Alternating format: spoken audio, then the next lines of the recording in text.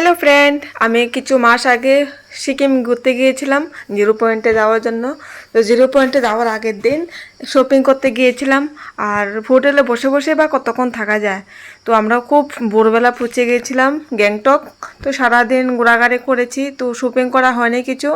তো শপিং করার জন্য বিশেষ করে শপিং আর কি, এখানে তো অনেক কিছু, সব কিছুর দাম বেশি। একটু ঘোরাঘুরি করতে গেলাম, দেখতে গেলাম কী কী আছে কি না আছে। আর দেখ ওখানকার রাস্তাগুলো কত সুন্দর, ওখানকার পরিবেশও খুব সুন্দর খুব।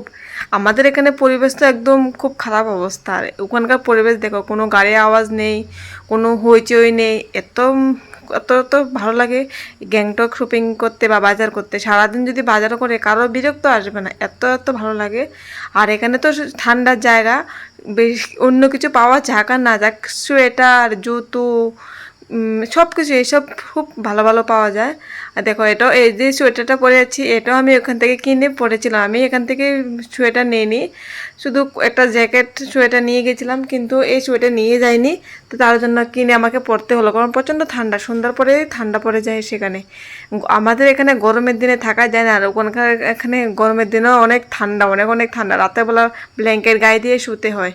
গ্যাংটক আর সিকিমের কথা বলে তো লাভ নেই, যেখানে জিরো পয়েন্ট, মানে এখানে তো মানে আর যতই পড়ুক ঠান্ডা কোনো রকমভাবে কম লাগে না, বেশি ঠান্ডা লাগে। তো আমরা ঘুরতে ঘুরতে অনেকটা নিচে গেলাম। আর ওখানকার রাস্তাঘাট শুধু পাহাড় আর পাহাড়, একবার পাহাড়ে ওঠো একবার নামো, একবার পাহাড়ে ওঠো একবার নামো। তো আমরা গিয়েছিলাম একটা মার্কেটে, মানে জামা কাপড় মার্কেটেও ঘোরা হয়ে গেছে, একটা মুদি মালের মার্কেট, যে কাঁচা মালের মার্কেট, সব কিছু এই মার্কেটে গেলাম। এইগুলোই সব, এখানে শুধু শুধু পনির, এখানে যা কিছু আছে এখানে সব কিছু পনির, কত রকমের ভ্যারাইটিস পনির। তা আমি দেখছিলাম। তারপরে এখানে মাশরুম, প্যাকেটে মাশরুম, বিভিন্ন রকমের মাশরুম এখানে পাওয়া যায়। মানে এখানে এত কিছু পাওয়া যায়, কিন্তু ভালোও লাগে দেখতে। কিন্তু বিশেষ করে এখানকার আসলে সব কিছু দাম, সব কিছু, কিন্তু এখানে আসলে কোনো দু নাম্বারে মালপত্র নেই, কোনো কিছু দু নাম্বারে নেই, সব এক নাম্বারে সব। মানে একটু দাম বেশি হলেও সব কিছু খুব ভালো ভালো, কোনো মানে দু নাম্বারে কোনো কিছু নেই। সার ওষুধ কোনো, এখানে তো সার ওষুধের কোনো ব্যবহারই নেই। আর দেখো, তোমরাই দেখো কত কিছু। আর এখানে বেদানা, অনেক কিছু আছে। মানে আমাদের এখানে যা কিছু আছে এখানে সেখানেও সব কিছু আছে। দেখো, বাবা মেয়ে একসঙ্গে হাত ধরে হাঁটছে। দেখো কাঁচামাল, এখানে আমাদের এখানে তো মানে তাজা তাজা দেখা যায়, এখানে কিন্তু বেশি তাজা তাজা দেখা যায় না, কারণ এখানে অরিজিনাল, এখানে অরিজিনাল কিছুদিন যাবত থাকে, এই কারণে একটু মানে একটু দেখা যায়।